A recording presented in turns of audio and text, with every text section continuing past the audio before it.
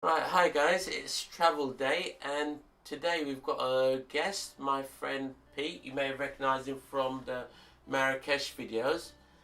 And the reason why Pete's here is, well, to give a bit of context, when I first was going to Marrakesh, trying to find out what problems other photographers had or what issues they had relating to taking photographs over there was very difficult. Now, for that reason, we're gonna have a quick chat about what we found was useful, what was not so useful in Marrakesh, just so if there's any photographers going out there, then they'll hopefully see this video and it'll be helpful. So, let me introduce. This is Pete from Marrakesh with me. So, Pete, excuse my voice again. I've still got that cough. What was general? How did you find Marrakesh, regardless from a photography point of view? Photography wise, it was really good. It was, especially the old town. I found the old town better than the new town, basically because the vibrance of the place. Yeah. The only problem that you will have when you're over there is they don't like their photo being taken. So you have to find your ways around getting your photos done.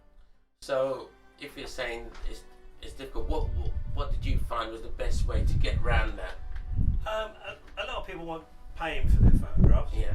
So if you always keep a pocket full of change, because they're not asking for loads of money. No. Keep a pocket full of change, and then approach people. It's easier if you do speak a little bit of their language, but they do speak a little bit of English. But then you get a few people turn you down, but you will be a lot better off. I mean, we got to remember, guys. With 1 dirham, you can get around 14 between it ranges between 14 to 20 dirham for a pound. So when people are asking for a few dirham, it's not really. It might sound a lot, but I've forgot a lot of times. It's actually quite little. So as Pete said, if you keep a few dirhams in your pocket, it's not that big a deal. But it's only when you start pulling out big notes from your wallet that you might come across people asking for more. So just be aware of that. Yeah, they might well ask for a lot of money. Yeah. If you just say no, if it's 5, 10 dirham or whatever, then you normally get away with that, or just move on. Now, what about? I know I've heard some people say it's good to sort of lurk in the corners with a long lens. Would you recommend that, or would you say the closer you get, the better the photograph?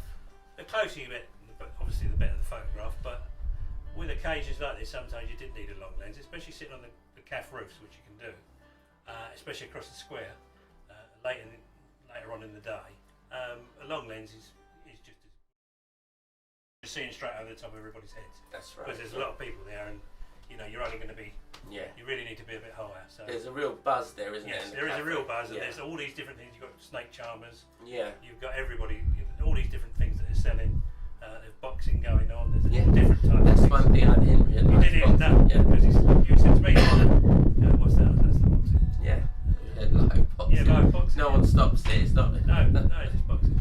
But many different things like that. Yeah. I think so. Really, you want maybe get as close as you can, but long lens is always good to take long lens with you as well.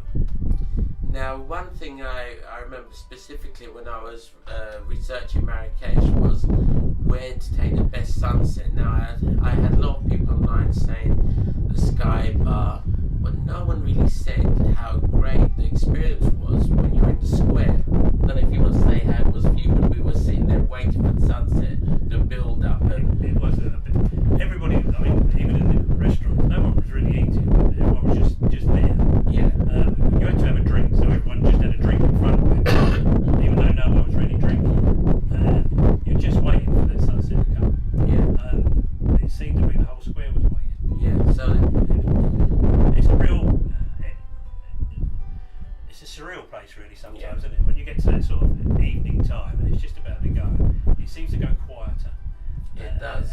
At one point, as it came down, it seemed to go really quiet. And I thought, and then all of a sudden the buzz was back again. Yeah. And it was that anticipation for the sunset, wasn't exactly, it? Yeah. So remember, guys, if you want to take a sunset, go to the square, sit on the roof terraces. Fantastic experience. You'll be there with hundreds of other people waiting for the sunset. You'll have a chance to get your camera out. No one stops you. We want a tripod or a monopod. I had a tripod and no one stops me. So, keep that in mind. Now, there was a lot of different places that we went to. The photography museum, that was a good was place. excellent, wasn't it? Yeah. There's the Ben Youssef.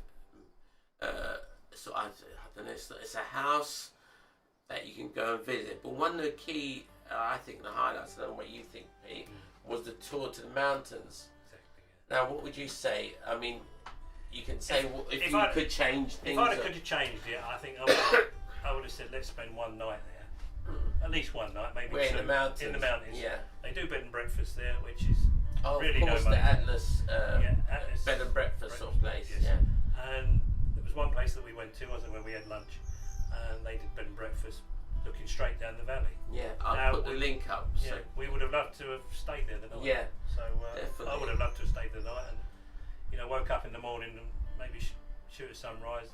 Yeah. But just walk. Yeah. Because although we went up there for the day, we was driven most of the way. So Yeah. it was go out and had a walk. It was a stunning location. But the thing that we were lucky with was the temperature. Yeah.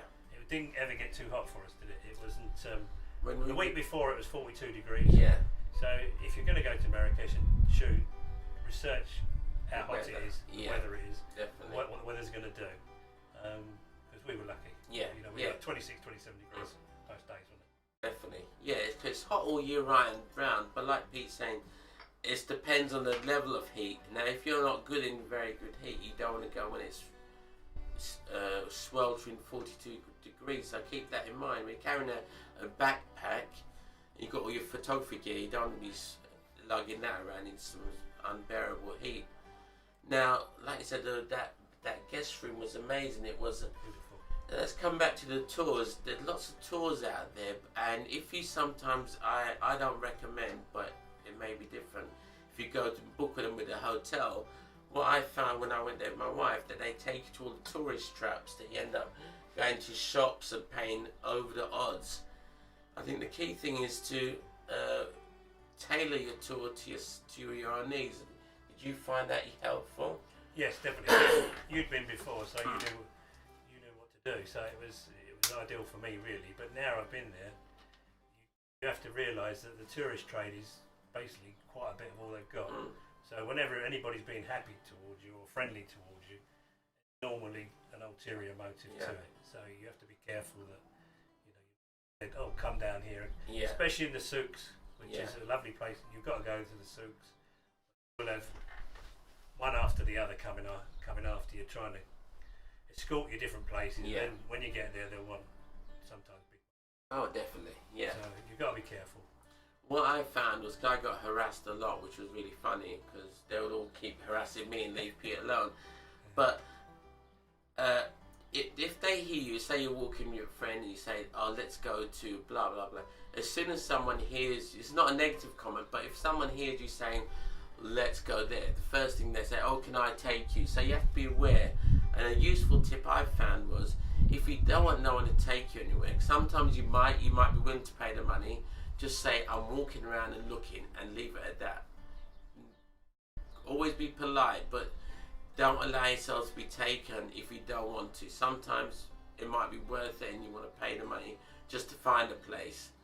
But, just be, like Pete said, be aware of it and always be polite, because it can turn on you if you think you're going to take people. Bugger off, it's not going to work. So, saying that said, it was a country that you could walk around and feel safe. Oh, definitely. We never saw any crime, did we? No. There's never any crime, and it's probably, there's less crime over there than there is over here. Yeah, definitely. These souks, you're walking around little back passages and things, you never feel anything. No. There's nobody there at the other end of it, like there would be in certain parts of. And these souks, if sometimes you want a photograph, it doesn't hurt to buy something from the shops, because they are cheap. Buy a little gift. I'm sure the shop owner's more than well happy for you to take a photograph.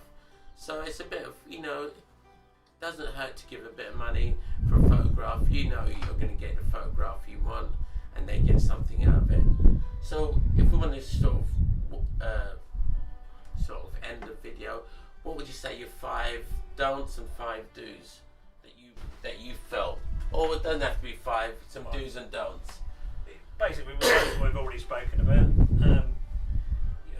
sure you research it before you go out. You don't want it to be too hot. If you book somewhere, try and book it near where you want to be. We weren't too far away, were we? So No. you don't want to be any further than that away, because otherwise you've got to get a cab everywhere you go. Because when you go to the old town, you only ever get dropped off on the outskirts of it, and then you've got probably 3 hours walk round it. So like, there's no way that you can get a cab into the middle of it. You have to get it to the outskirts. So you really want to be your hotel somewhere near it, or at least somewhere near it anyway. But always go. If you're going to go to Marrakesh, make sure you go to the Atlas Mountains. You won't be disappointed.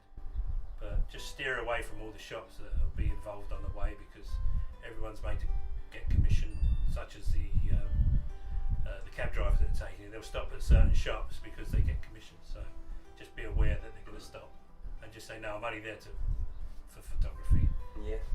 Or just be, you may need to be a little bit thick-skinned when you go in the shops and go, no thanks. That's all you need to do. Right, you don't have to buy. But no, that's very true. When you get little children in the square, it doesn't hurt to give them just a couple of dirham. Unfortunately, there will be one after the other on certain days, but sometimes they won't bother you too much. So. No, definitely. But food-wise, I mean, we never spoke about food in the market square.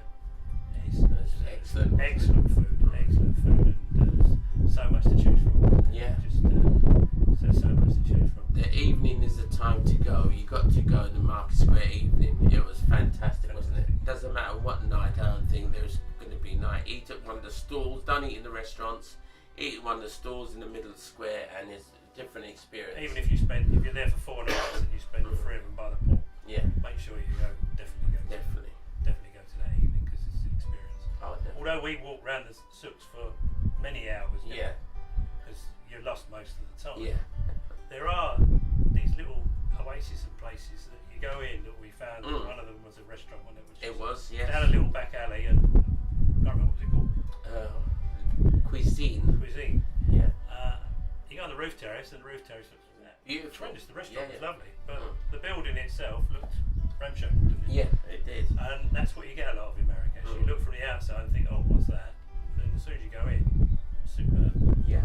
So, photography-wise, you won't be disappointed. I don't think wherever you go, you could take plenty of pictures. Couldn't you?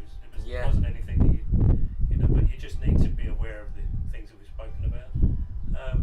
And say Atlas Mountains, always try, if you are going to go to Marrakesh, try and get at least one night up there.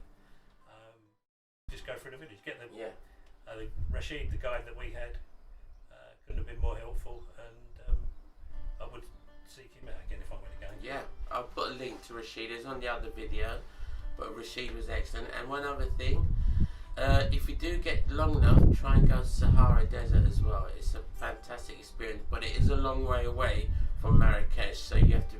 It took me 14 hours by coach to get there, so you have to cater that in. But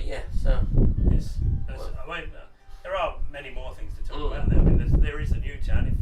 If you're going to go there with a wife, and she likes shopping, then they've got it.